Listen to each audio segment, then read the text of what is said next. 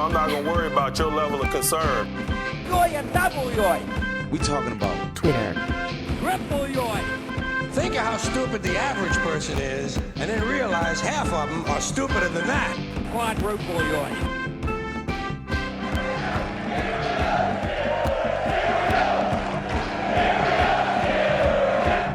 Coach T, besides my Lord and Savior, Coach T saved me. Listen, I trust Mike T wholeheartedly, man. It's another edition of What Jin's Talking About. The conversation about the Steelers' social media conversation, exposing all the hot and toxic takes that we find each week on the internet. I'm Kyle Kreis. Here with me is Greg Benevent. Hello. Back from the 412. It's July 6th. Everyone knows what happened on July 4th, 1776. Do you remember what happened on July 6th, 1776? Is that when we said we're really independent now, or? That's when the first Yinzer said, "Fire Jefferson." That sounds about right. I can believe that, yeah. Coming up in the second half. What do we got coming up in the second half today? How about we're talking playoffs. Playoffs in July. Oh, good. You've heard of Christmas in July. Now we're bringing you playoffs in July. And why Tomlin is a perfect coach. How about that? I mean, I'm ready to talk about the playoffs at Christmas, so this feels only a little bit ahead of that, so yes. But before any of that, let's get to the takes. Because are there takes? There probably are takes. Let's get to the takes. Oh my God! They Groomed. Kenny, you bastards! That's right. The grooming of Kenny continues. Mm-hmm. And it's getting a little bit extreme. We need to Han Solo Kenny, I think, until the season starts. Okay. Put him in carbonite. Okay, I was wondering how we were defining Han Solo as a verb in this context. Like if it's we need to carbonite do a smuggling him. run or the parse. Yeah, or okay. Because the hype is too much. It's okay. We need to put it on ice. We need an ice bath for the Kenny hype. I wish you could deal with hype like swelling. Just put some ice on that till it calms down. That would be really great. That would have helped a lot in like the 90s, but yeah. If you could just put karmic ice on the... All right. Let's get to starting with at NFL Rookie Watch. NFL Rookie Watch. Kenny Pickett has sneaky arm strength. Steelers cornerback and former Bills cornerback Levi Wallace said Pickett reminds him a lot of Josh Allen. Okay. Are you ready is Kenny Pickett Josh Allen 2.0? Is it too soon? Well, I mean, obviously it's too soon, but I mean, it's not, and I'm glad you have the stats on here because it kind of beat me to the thing I was going to say. It's not too soon to say that Kenny had a similar season to Josh Allen, has a similar career to this point as Josh Allen did early as a player. I mean, the difference kind of is that Kenny was said to be not just the best quarterback in his class, but also the most pro-ready, whereas Josh Allen, they were like, this is some dude from Wyoming with a lot of gifts and no refinement of any kind. You're exactly right. Well, I guess so. Yeah, rookie year, Josh Allen. Let's how they compare Josh to Kenny. 12 games for Josh Allen, 320 attempts, 2,074 yards, 10 touchdowns, 12 interceptions, 67.9 rating. Kenny's rookie year, 13 games, 389 attempts. He's got Josh Allen there, 2,404 yards, got him there, 7 TDs, okay, 9 interceptions, and a 76.7 rating. Yeah. Kenny's already head and shoulders above Josh Allen. I don't know if that's head and shoulders, but it does show that you can improve from your first season. I mean, my first thought when I saw those was like, oh, I wonder how this Steelers team compared to that Bills team, but then I thought, it really doesn't matter. Like, I can't imagine that Bills team was too bad, but I also can't imagine they were, like, so good either. I imagine they were probably in a place kind of like the Steelers were, which is an offense that, hey, maybe had some talent, but was also very young around the young quarterback. Well, Josh Allen in his second year, I think, went up to 3,000 yards, 20 touchdowns. He had some kind of ascension, and I think he had an even further later ascension, like a rocket with 3 engines. Or something. there was 2 metamorphosizing. Yeah, there was the metamorphosis on top of the metamorphosis. I can't even pretend to say that word. Yeah, The final form. we haven't yet seen Kenny's second form. This is true. Yet his final form. This is true. Okay, how about at A Saunders _PGH Alan Saunders? The season I came up with that feels pretty reasonable to me: 350 of 550 attempts, 3,400 yards, 10 touchdowns, 6 interceptions. Would you take that for Kenny Pickett this year?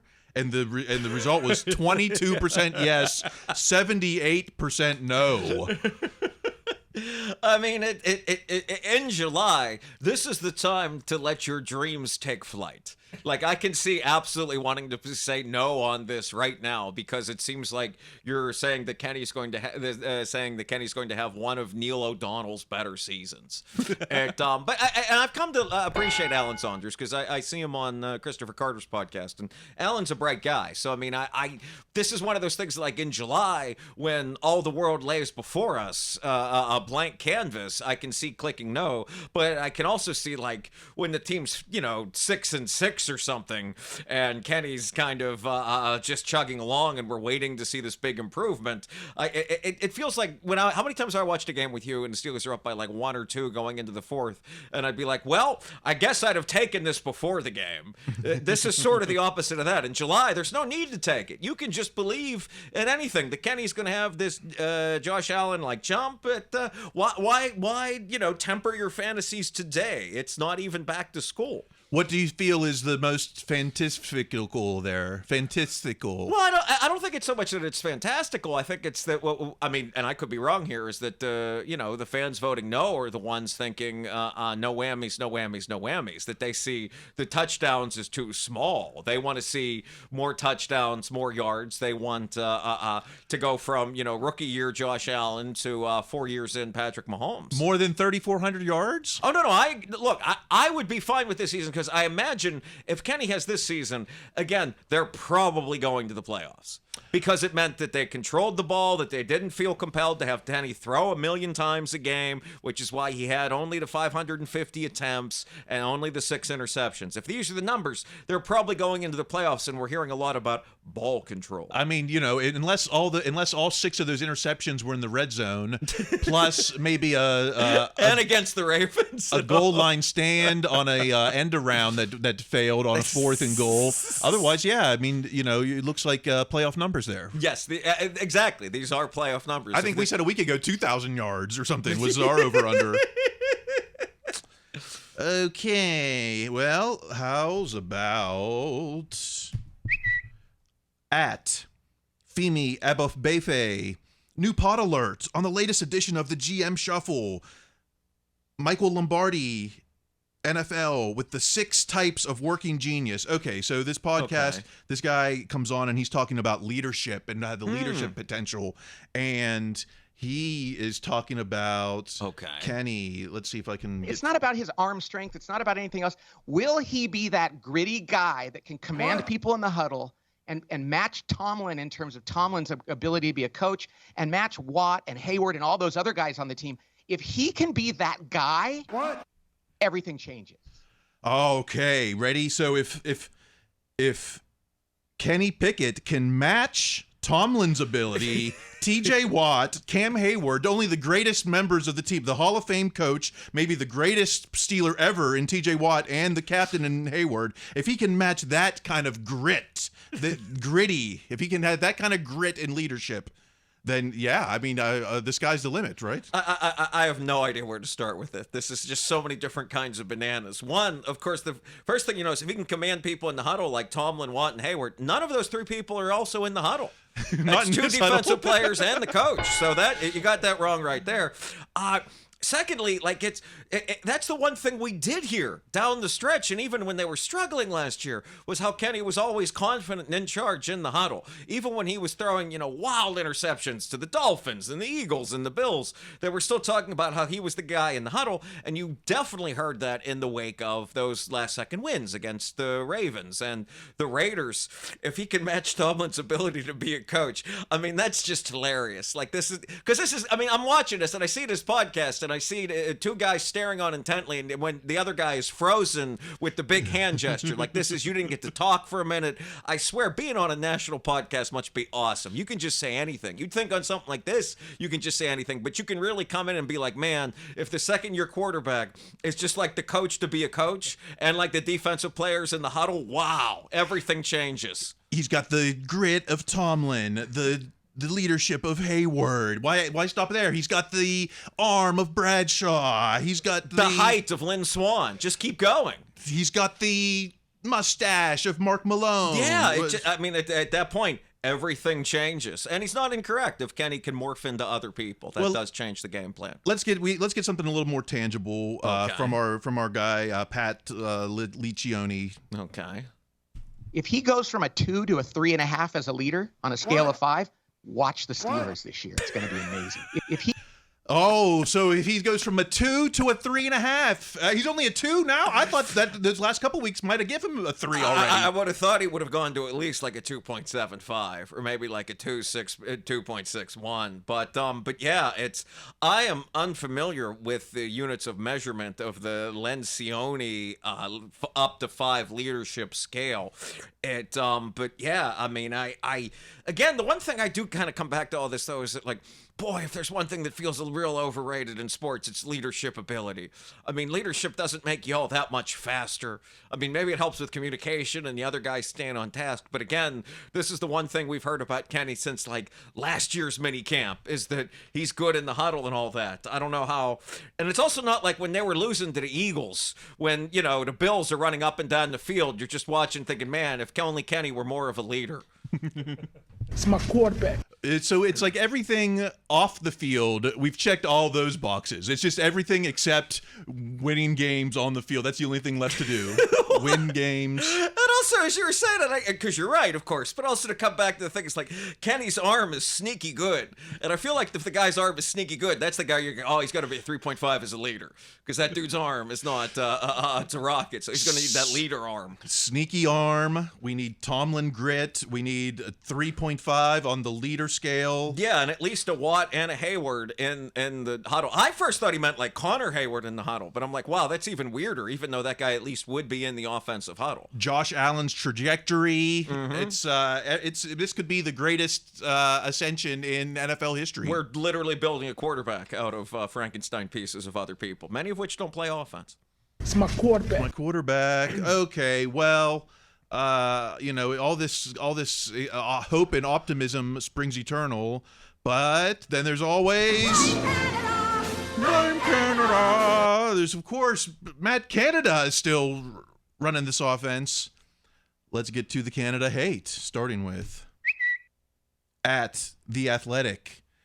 Randy Mueller has a GM's concern for each squad. Okay, so he ran each team in the AFC North, and the Steelers, his concern for the Steelers, that he's worried the run game will be more horizontal than vertical.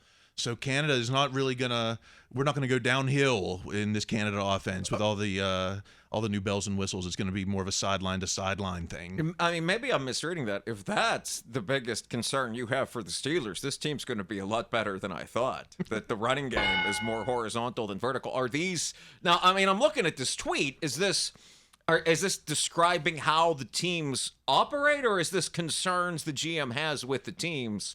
Because, I mean, the Steelers as traditional just strikes me as funny in and of itself. But this is former GM Randy Mueller's concern for the Pittsburgh Steelers. His concern is the running game is too horizontal. I mean, that's the kind of thing that can be a problem and can hold them back. But again, if that's the strongest problem this team has, wow, they're going to be in decent shape.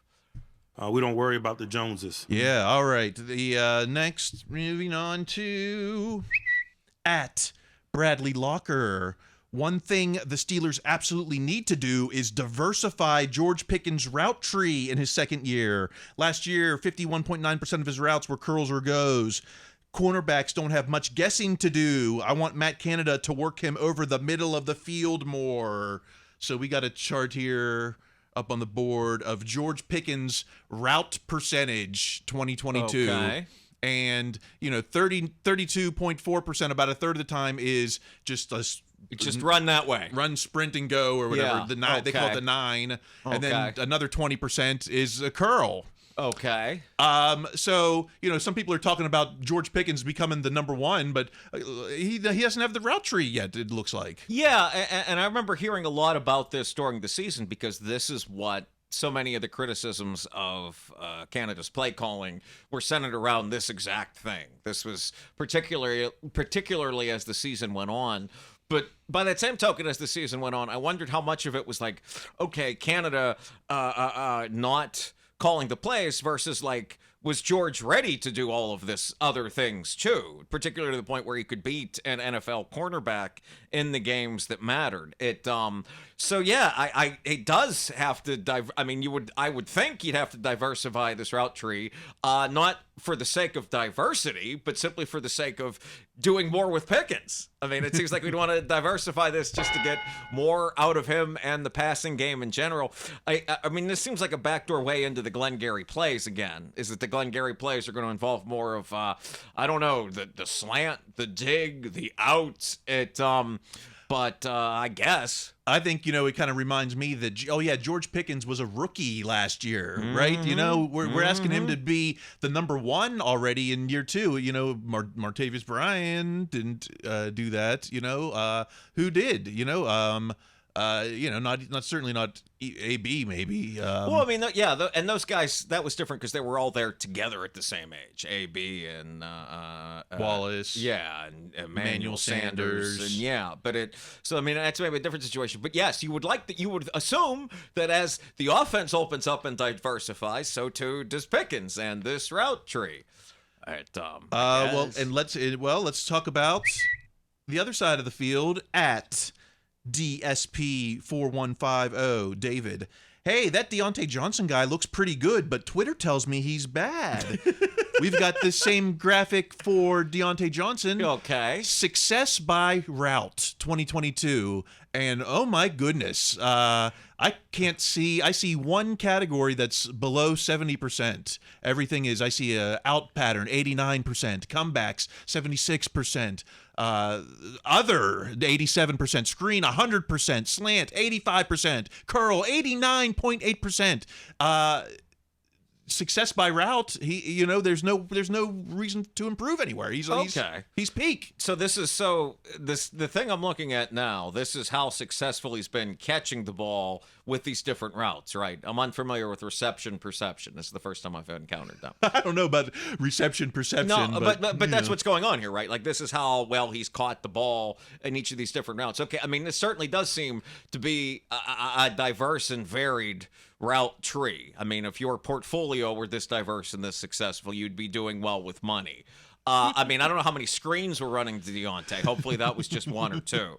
And, I mean, I can hear the haters saying, like, you don't have anything on this route tree for running backwards after having caught the ball. I think that's other. Is that other? Okay, that might be the bottom of the thermometer there. But, I mean, Deontay with the ball in his hands has not been a bad thing at any time he's with the Steelers.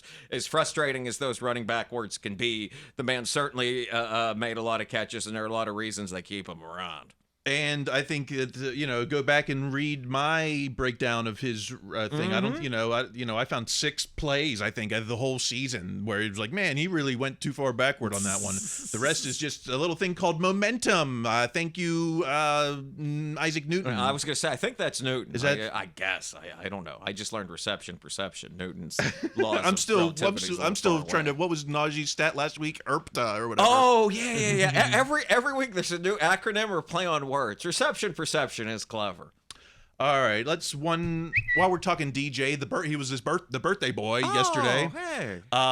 Go back to @Bradley Locker. Okay. In honor of Deontay Johnson's birthday, a notable stat: Johnson's 340 receptions are the most by a Steelers player in their first 4 seasons by 32 catches. That's more than Antonio Brown, Juju Smith-Schuster, Santonio Holmes, Lima Swede, Ray Louis McLeod. Lips, yes. And, I mean, part of that is obviously skewed by, Deontay being the main threat, essentially from the moment he was brought on the team. But that's a real number, and that's going up against some very real receivers. So that's a very impressive statistic, and that he's been able to do that across some really tumultuous times with the Steelers' passing game between the end of Ben, the beginning of Kenny. Even he was Mitch's go-to guy during their time together. So that's an impressive stat regardless. You're exactly right. That's a real number. That's no make-believe. Real number. Mark that down.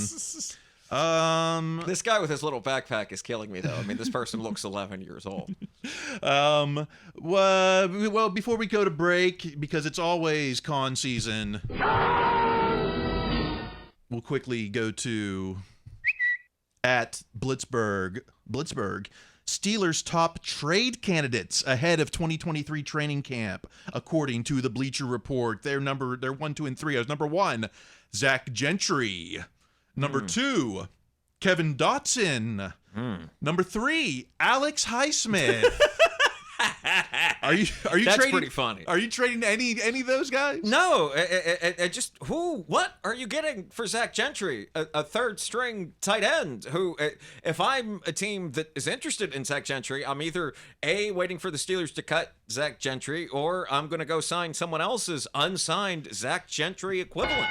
There's got to be another Zach Gentry out there. Right. I mean, the guy's a great story. He was, a quarterback till he went to college. And then he went to college and changed to a tight end. And the Steelers are like, wow, you're really small. And then he spent the next 4 years in the gym and became a really viable third-string tight end. What about Kevin Dotson? Everyone keeps wanting to get rid of him before we get to camp. Yeah, but, I mean, he's the one that, if quick gun to your head, you have to pick somebody the Steelers might trade. I guess I'd say him. But the answer is I don't think they're going to trade anybody, just because there's so much to be said for experienced offensive line depth. Are you going to get anything more than you would for Zach Gentry? I mean, you could put them both together and maybe get a 5th or 6th rounder. Yeah, I mean, I guess if somebody was willing to give you a 3rd round pick, but again, I'm back to where we started this thing with that, the voting for Kenny thing. I'm living in my hopes right now, and my hopes are we're a good enough team that we want to have the depth at the offensive line, so if someone does get hurt in December, I can put in a guy that's made 30 plus starts. The cream of the crop. Unfortunately, Kevin Dotson is among the cream, I think, still in the locker room there. Certainly. And in terms of backups in the league, that's why somebody might want him, because he's the same value he has for the Steelers. Certainly would want him if he was let go or free, right, Right. Or traded for a 7th. I don't know. No, maybe not. It'd be more than that. But it still wouldn't be, you wouldn't get value. I mean, I'm so glad I don't have to say that word again until the offseason. But yes, there wouldn't be appropriate value. All right, well, let's take our break and head to the second half. What did I say what's coming up in the second half? Oh, it was playoffs in July. Oh, yeah, playoffs in July. There is important talk. Reddit was talking about a bold prediction for 2023. So we'll see what the fine creatures at Reddit had to say. And anything else? Nope. Well, yeah, we'll be surprised. All right, coming up in the second half. Raise your brand, you got it. Raise your brand, you want it. You got confidence, secure. Feeling confident? Raise your brand. Got 150 million? Raise your brand. Need AI solutions to carbon-based insurance problems? Raise your brand and reach for Acrisure. Confidence, tried and secure. Raise your brand, Acrisure. Raise your brand, Acrisure.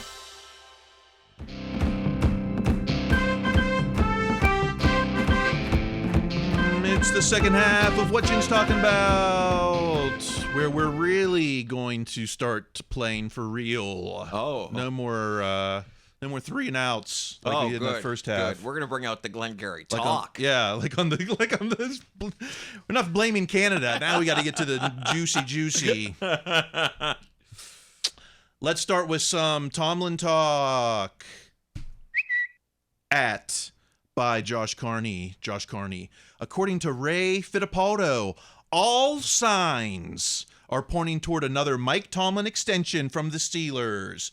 It was just like when the chimney smoke turns blue and then we have a new pope. It's like all the signs are pointing toward a Mike Tomlin extension. I mean, okay. I mean, I guess all the signs are pointing towards it. And also in the same way you could report, like, all signs point towards night occurring today. Like the sun coming out tomorrow. I mean, yeah, all the signs point towards these things because the signs there's nothing else for the signs to say. It's, again, we're back to Newton and the law of gravity here. It's that same kind of thing. Tomlin's coming back and being extended. Yes. What are the signs? Oh, we just dropped another viral YouTube clip. Yeah, right. Tomlin joining coming. Instagram, I think. Yeah. No, I mean, the signs are that, yeah, I mean, I guess I don't know what the signs would be because I can't imagine what the signs for them not extending Tomlin are. It's one of those things like I don't know what I don't know kind of things. Like what would that have to be? The team goes like 1-16. When do you extend? Do you extend them before camp so it's not a narrative during camp, or is that something that you wait to camp when everyone's making s'mores together at Latrobe? I think you can kind of go either way, but I mean I don't think anyone's seriously considering they're not going to extend Tomlin. What if the numbers are like outrageous? What if it's like 10 million? I think it already is 10 million a year. I think it is 10 million. So if a year, you get your little cost of living. What if it's like 12 million a year? I can guarantee you, whatever the numbers come out as, someone is going to say they're outrageous. We're going to hear a lot about how outrageous the numbers are, regardless of what they might be. Should we start our own What Yins book? Over under on 12 million a year. Place your bets now with the code Yinzer. Or I mean, Yin's book is. I mean, I've seen far worse sports betting sites, and maybe we can. Why are we getting cut out on the action just because Tomlin's making all the money? Well, because we'd have to put the money in. That's how these sites work. That's right. why we haven't done this. I don't know if we've discussed that off the air. If you want to sponsor our Yin's book, yeah, if you want to put up your seed money, we are willing to bet it. Yins 412. What's it? Yinspod412 at gmail.com. Is that what the email is? I hope that's what our email is. I should that shows check that. how often we check it. Okay, people were mad in the comments about Tomlin's extension, like at Bod his Atva PGH. What do you mean why the team has been getting rebuilt without tank jobs? A lot of that is a testament to his coaching. Now the team is turning that corner is entirely his. Let's see what goes down. I'm beyond tired of the Tomlin slander. This is actually a supporter. Yeah. I got tricked. Well, I mean, and by tricked, you meant your mental health tried to step up for you and tried to show you someone positive versus something negative. This guy seems to have a pretty good head on his shoulders, and I like the phrase team getting rebuilt without tank jobs. I never heard tank jobs as a phrase before, but I like it now. This is, talk about cementing a legacy. If Tomlin can win with these guys, then there's like no criticism left. I mean, it was always thought, it's Cowher's players. It's with Ben. If he can win with these guys that he literally handpicked, then all the criticism goes away. I mean, that's hilarious, but I meant the biggest criticism goes away. Should go away. Yeah. It's one playoff win, right? Is that what it would take for everyone to just shut up? No. I mean, multiple Super Bowl wins, they wouldn't shut up. You'd still hear about Tim Tebow or something. Well, let's go back to my buddy Pat Lucioni because Lencioni. I like how each time we find a different way to mispronounce this man's name. I don't know. He was definitely the sportscaster in Goodfellas, I think. I don't know. Let's. He does seem like he walked here out of Seabiscuit. He has something to say about Tomlin. There's some outliers where we know teams are going to overperform, and almost every year they do. What? Because leadership does more. And Tomlin's one of the great examples of that. How does Pittsburgh still not have a losing season, even in years where they have injuries and their talent is down? What? He is one of the perfectly rated coaches. He's one of the perfectly rated coaches by whatever Pat Lencioni's from. I mean, I agree with this man. I feel bad I've been making fun of him so much now throughout the course of this episode. This guy, I did like the way he caught himself, by the way. He's one of the perfect coaches. Like, you know what he says? Like, this is a national show. Like, you got to walk this back a little bit, despite this shirt and glasses. But yeah, I mean, it is interesting for someone that seems to be so numbers based. He puts such scientific faith in leadership, as if it's something that would be quantified by numbers and by measurements. That is interesting, even if I found it to be more or less voodoo. But yeah, it all sounds great. I mean, but those are all things you need. I mean, and we've talked about it before. It's easy to say, like, leadership doesn't mean anything. It just matters if you're big and fast. Okay, but having leadership makes being big and fast work out a lot more than it doesn't.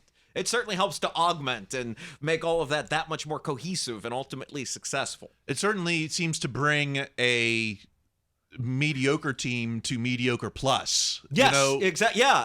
I mean, it's the. I mean, you always. I like to use the plus thing. It's like a grade. It's like the kid that gets the B, but they do the extra credit, so maybe it's a B plus. Maybe it's an A minus. Maybe yes. Okay, let's talk playoffs. At BetMGM, 91% of the bets and 98% of the money is on the Steelers to go over their win total in 2023, 8.5 wins. And it's not just BetMGM. DraftKings is also 90% on the over. Once again, the hype is so. What does Vegas know that we don't? If 90% of the money is on the Steelers, Vegas sounds like they're in for a big killing. Well, they're in for a big killing, but also this is a sign that, and I'm saying this because I've said the opposite many times, this is a sign that DraftKings and BetMGM messed up their over-under. Isn't the entire point of this to get money on both sides, and they didn't do that? Unless they know that this is the year the Steelers don't get there. Well, I mean, that's, I guess, but that seems like I mean, we didn't look at this in prior years, but I mean, that's the one thing I know about handicapping, is that you're supposed to get action on both sides. That's the entire point of this, so that you don't expose yourself to this kind of huge bath that you could take eventually. So, I mean, I feel this, again, is an indictment on the dear folks at DraftKings and BetMGM, not like our friends at bookies.com, but at DraftKings and BetMGM, that they didn't set a line that was more of the action on both sides. Because if they bump that up to 9.5, and like then all of a sudden, wow, even as an optimist, I have to think about that. You're not worried that the Steelers could single-handedly bankrupt the sports betting industry this year with No, I don't, because unfortunately it's become too big. I mean, if the Steelers could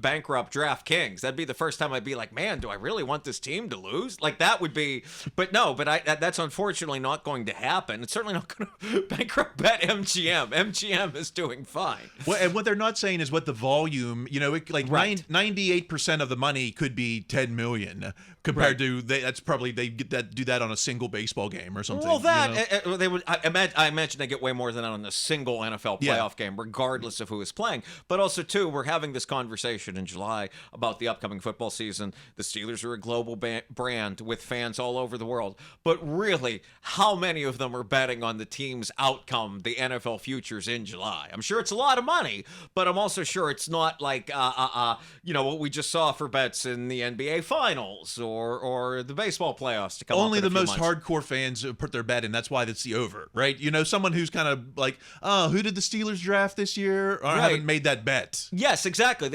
You're not, if you're making this bet, you're not a casual fan. Maybe you're an extreme fan. Maybe you're an extreme bettor, but you're not casual in any sense of the word. Well, how about putting water on all of our spirits at T Smith 6309 Terry? If everyone is being honest, we have the least chance of winning the division. Now we may come out and play great, but them other three teams will be very good, in my opinion. So all this talk about win total 8.5. Let's be honest. Is that going to get us a division crown? Well, we know how Terry bet. Yeah. We don't have to look at the rest of that. We're very clear on how Terry bet, where he's going to make his money. I mean, the second sentence is It's not crazy. I mean, it's a very good division. It's one of the league's best divisions. I do think a wild card team or even multiple wild card teams could come out of this division, and what would keep that from happening would be the fact that there's a lot of good teams in the division and they all beat each other up. I mean, there are very few divisions where you can make a pretty strong case that any one of the teams is going to win it. Now, by that same token, you, as an objective person, which certainly not at this table, but could come into the Steelers and say, hey, they might have the least chance of winning this division. Thinking that right now in July isn't crazy. But again, if you're ever going to be optimistic, you should bet with the people at the Alan Saunders thing earlier on. That's a joke to me. I'm not. Should I put my bet? Should I put my 8.5? I feel like I should put my money where my mouth is this season. But in something substantial, not just like $50. Well, I mean, it's I don't know. NFL futures betting in the summer that's the kind of thing where like your bet can be done by like the middle of August. If there's some kind of injury, that's the problem with future, and that's how they get you. But that's futures betting. What works out is when, and the time, and maybe this now I'm starting to talk myself into it, because the time to bet on NFL futures is when your team is not seen as a favorite. Because that's where you get the real money and the real bragging rights. It's the guy who bet on the Bengals going into that second season when people were talking about them like they talk about the Steelers now. Hey, maybe this is a playoff team. Not, hey, they're going to represent the AFC in the Super Bowl. Lencioni is bet on Kenny. Lencioni has, he's exactly. He's run the leadership metrics, and they've said to bet on Kenny going in. Reddit wants to talk expectations. Okay. At user education alone 1663. What's a bold prediction that you have for the Steelers in 2023? So I went with what was the most upvoted response, and it was at Michael Hawk. Steelers go 12-5 regular season and win the Super Bowl. Is that too much? I think that, I mean, that's bold. I mean, the man completed the exercise. You can't say, or person, I don't want to say, I mean, it's, I don't want to imply that Mike Hawk balls deep as a man, but yeah, that is a bold prediction. I like the one the previous person had about the Kenny takes the Trevor Lawrence-esque leap. That feels both bold and not something from a parallel dimension, just because it's easy to forget that Trevor Lawrence didn't take a Joe Burrow-esque leap or a Patrick Mahomes one. I mean, he still played more within himself, his natural gifts, and he is more talented than Kenny. He's more talented than maybe just about all of them, Trevor Lawrence is. And he made the playoffs. He made the playoffs. I had a win that fan base is going to talk about forever, regardless of what happens in the future for the Jaguars as well. Okay, so if Kenny had his Trevor Lawrence moment, you'd be fine with that? I would be fine with that. All right, how about the next most upvoted? It was Najee Harris bounces back behind a reworked offensive line and finishes top 3 in rush yards and the #1 fantasy back. That's bold. I don't know if it's quite as crazily bold as 12-5 and then goes on to win the Super Bowl after playing 2 or 3 road games to get there. 12-5, but I mean, this is the kind of thing that like this. There's parallel dimensions where this happens, and in large part this happens because of what Alan Saunders talked about, which is, Kenny manages the game and they just keep hitting the other team with Najee Harris. Najee doesn't get hurt with any more plates in his foot or whatever happened early last season, and Najee gets all of these accolades, in part because he's a very good back, but also in part because they use him that much. Yeah, this is how Kenny has a 3,000 yard, 10 touchdown season, as if Najee is top 3 in rush yards, or even just keeps, it's, and that's, what, this just hit me now. Why this is more bold, why this probably isn't going to happen, is because they have Jaylen Warren too. That in and of itself is going to keep, no matter how successful Najee is, to keep him from, I mean, top 3 in rushing yards. You'd have to outrun Jonathan Taylor, who I don't think there's a Jaylen Warren in Indianapolis, certainly not with a rookie quarterback, or some other guy that I'm sure I've heard of vaguely. That's 17 weeks, on that 100 yard a game pace for the whole season. Yeah, I don't know. That's right. That is bold to the point of abstraction. That's bold. Those are bold predictions. No, they're bold. Now everyone completed the exercise. No one. We're not saying anyone didn't do their job here on Reddit. All right. Well, the band's on the field. Sione. Pet. We got to get him on. I Maybe- was just about to say that. We go, because that dude looked like he'd come on this. Yeah, talk about his on Kenny's leadership scale. I would just to come on with a chart and show us like how the X and Y axis of leadership. I would be in for that. All right, some odds and ends here. At the 33rd team, FB, the 33rd team, the most passionate fan bases from artificial intelligence. Steelers are number one. What's that mean if AI thinks Pittsburgh's the most passionate fan base? I mean, two things. One, it doesn't mean anything because it comes from artificial intelligence. But two, because I have to work with some of this in my day job. And so and please correct me if I'm wrong, you know about this, but Chat, this particular AI compared to the other ones, it has no information or data updated since 2021. That was the last year it comes in. So okay, so I mean you're looking at so these people are I don't know, they're still riding with the end of Ben.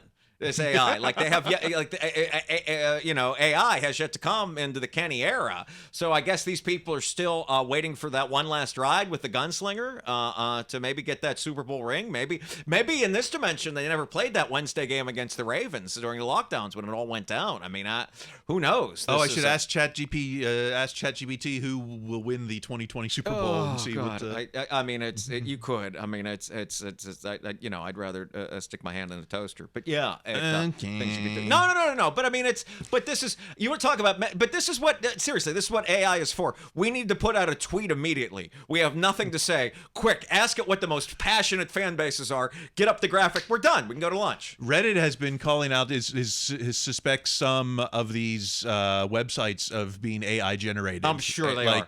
I'm sure they are. Like, some of these other sites like Steeler Nation or something.com or like in the comments of Reddit they'll be like, this is AI generated, or it's well, here's the kind of thing is this goes beyond football writing. If you want to know if something is AI generated, read it out loud. I mean, eventually on a long enough timeline, the machine shows itself, and you'll be something like, wow, no human being or even ESL person ever said something like that. Moving on to at Taylor Haas, PGH. Taylor Haas. Former Steelers kicker Sean Sweesum is on the ice now. He coaches girls hockey in the Penguins elite program. First of all, I didn't know there was a girls hockey program. Second off, is this count as Tomlin's coaching tree? I think it absolutely does. There is something about Steelers kickers and the Penguins. I mean, between this and Josh Miller becoming a guy that makes hockey sticks after punting for so many years. I mean, Sweesham was always a really good dude, and it seems like this seems like a better transition than a lot of them. I mean, what a cool thing to be coming in and doing this. They must have, these kickers must have the glutes for ice skating. That's it is, and it's also interesting that like they're getting a guy like this, and I think, man, what if only there was somebody around who'd professionally played ice hockey. Like that, to me, that shows just how good Sweesham must be at this. That they aren't like, okay, here's a guy that was with the Wilkes-Barre Scranton Baby Penguins for like 3 years. Instead of getting him, we got the guy that kicked field goals for the Steelers. He's got enough time to teach a dozen girls how to do the flying V. Or yeah, whatever. But there's a lot of retired hockey players too, and for them to pick Sweesham speaks very well for him. So he reps both teams. He reps Steelers and Pens. We got to get him on a one-day contract with the Buccos or something. Okay, how about at Le'Veon Bell, July 29th, fire emoji, Snoop Dogg collab. Are you ready for Snoop and Lev on the track? Oh, okay, so that's what's happening here. It's going to be Snoop and Lev and these two other cartoon gentlemen behind him. It's the Ball brothers. It's LaMelo and two of the three Ball brothers. Three athletes and Snoop.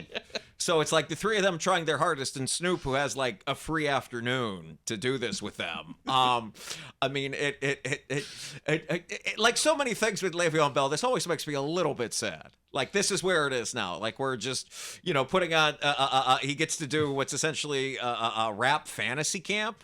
He's got the money, I guess. He's got the money, and hey, Snoop is a Steelers fan. I'm sure it's cool for Snoop to be with Lev too. But yeah, this is very much again fantasy camp. Make a hit. That's the easiest way to get back into the Hall of Honor, good graces. Has anyone done that? it just hit me now. You might know better than me. Has anyone done this? Has any athlete been like, I've retired and now I'm putting out a rap or hip hop or anything track or any music track, and now I'm going to be a success? I know that center fielder for the Yankees. What was his Bernie Williams? Yeah, he was like a jazz man. Exactly. Yeah. He's a genuinely accomplished musician, but I want to say, while he was playing. Like, it's not like he just picked that up or just started collaborating with folks after he finished. Retired. not. We can go back to Terry Bradshaw, who had a certified country hit, top 40. I think it was a crossover hit.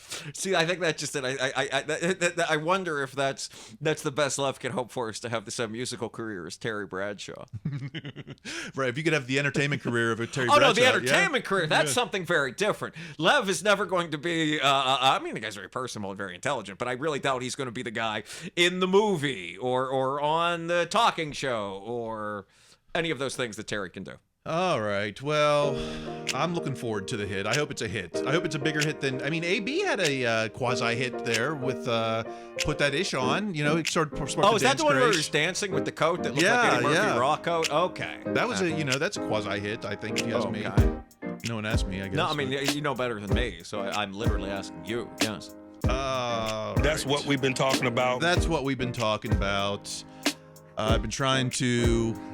Because Twitter's a mess. It's almost done. I mean, I never thought I'd actually say that, but it is. I still can't get the Blue Sky invite. If anyone is out there with the Blue Sky invite, I'm trying to get in on that. I don't think I would. I don't know if I want to stay, but I want to at least try it out. Well, and also, I mean, hey, doesn't Threads come out tomorrow? I'm sure there'll be people talking crazy Steelers stuff on Threads.